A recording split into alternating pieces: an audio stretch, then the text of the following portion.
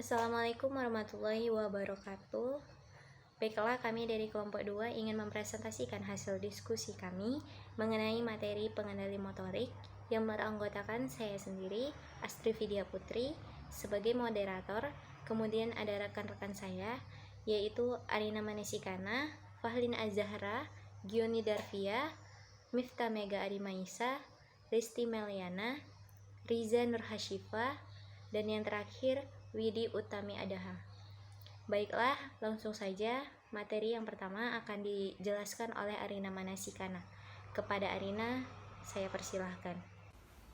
Memahami interaksi manusia dengan komputer. Bidang ilmu interaksi manusia dan komputer adalah bidang ilmu yang mempelajari tentang bagaimana mendesain, mengevaluasi, dan mengimplementasikan sistem komputer yang interaktif sehingga dapat digunakan oleh manusia dengan mudah.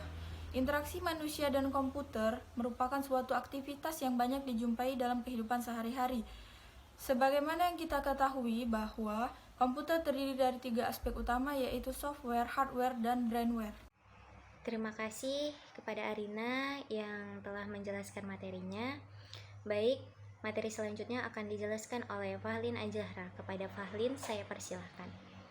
Interaksi manusia dan komputer atau dalam bahasa Inggrisnya Human Computer Interaction yang biasa disingkat dengan HCI adalah ilmu yang mengkaji tentang komunikasi atau interaksi di antara pengguna dengan sistem.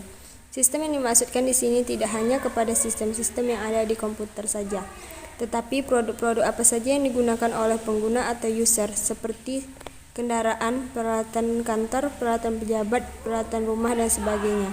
Peranan utama Human Computer Interaction (HCI) adalah untuk menghasilkan sebuah sistem yang serbaguna, selamat, nyaman, berkesan, dan efektif.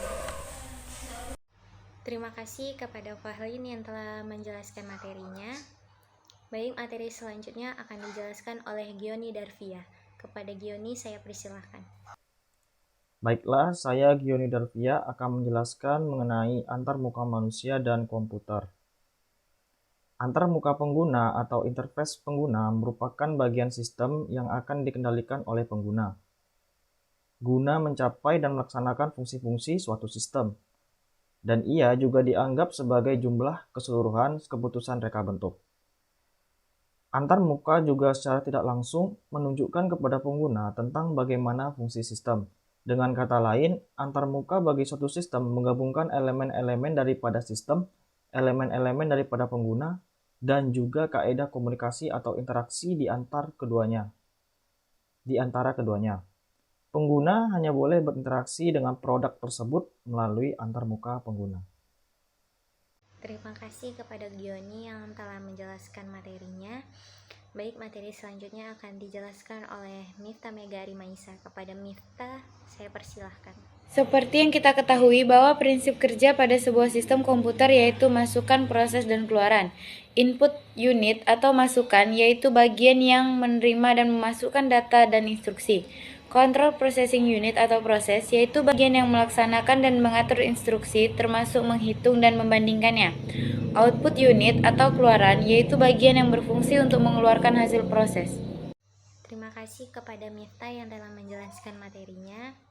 Baik, materi selanjutnya akan dijelaskan oleh Risti Meliana. Kepada Risti, saya persilahkan. Faktor manusia. Aspek faktor manusia dalam melakukan interaksi dengan komputer. Pertama, aspek penglihatan. Di sini mata kita dituntut untuk membaca objek yang ditampilkan pada layar monitor. Kedua, aspek pendengaran, yaitu berkaitan dengan suara yang dihasilkan dari komputer itu sendiri. Ketiga, aspek sentuhan. Biasanya digunakan pada papan ketik keyboard dan juga mouse. Keempat, pemodelan sistem pengolahan terdiri dari pengolahan perseptual, pengolahan intelektual, dan pengendalian motorik yang berinteraksi dengan memori manusia. Terima kasih kepada Risti yang telah menjelaskan materinya. Baik, materi selanjutnya akan dijelaskan oleh Riza Nurhasyifa. Kepada Kak Riza, saya persilahkan. Baiklah, saya akan menjelaskan aspek yang kelima, yaitu pengendalian motorik. Pengendali motorik responer utama pada manusia itu ada 2 tangan dengan masing-masing 5 jari, 2 kaki, dan 1 suara. Pengendali motorik pada manusia dapat dilatih untuk mencapai taraf kemampuan tertentu. Contohnya dengan melatih pengetikan menggunakan 10 jari untuk mendapatkan 1000 huruf per menit. Pengendalian motorik ini mempengaruhi bagaimana kita bergerak dan berinteraksi dengan komputer. Terima kasih kepada Kak Riza yang telah menjelaskan materinya. Baik, materi yang terakhir akan dijelaskan oleh Widi Utami Adaha. Kepada Kak Widi, saya persilahkan. Selanjutnya, setiap tahapan pemrosesan aksi yang dilakukan oleh manusia memerlukan waktu yang berbeda-beda dan dibagi menjadi dua. Yang pertama, waktu reaksi tergantung jenis stimulusnya. Yang kedua, waktu pergerakan tergantung usia. Waktu yang diperlukan untuk menanggapi stimulus merupakan hasil penambahan dari waktu reaksi dan waktu pergerakan. Faktor latihan dapat mengurangi waktu reaksi, sebaliknya kelelahan dapat memperlambatnya. Sedangkan untuk waktu pergerakan dipengaruhi oleh karakteristik fisik dari subjek. Kecepatan dan akuransi merupakan dua hal yang dipertimbangkan untuk mendesain suatu sistem yang interaktif, terutama dalam pemindahan suatu target tertentu seperti button, menu, atau icon pada layar.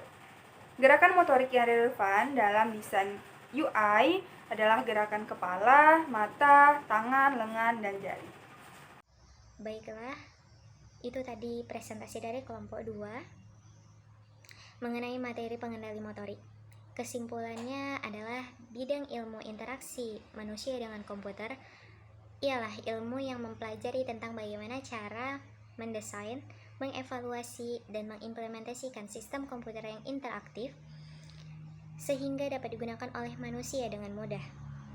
Nah, faktor manusia dalam melakukan interaksi dengan komputer dapat melalui aspek penglihatan, aspek pendengaran, aspek sentuhan, pemodelan sistem pengolahan, dan yang terakhir, pengendali motorik yang merupakan pembahasan utama dari video kali ini. Baiklah, sekian presentasi dari kami. Semoga bermanfaat bagi semua.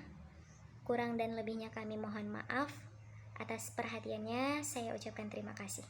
Saya akhiri, wabillahi taufiq wal hidayah. Wassalamualaikum warahmatullahi wabarakatuh.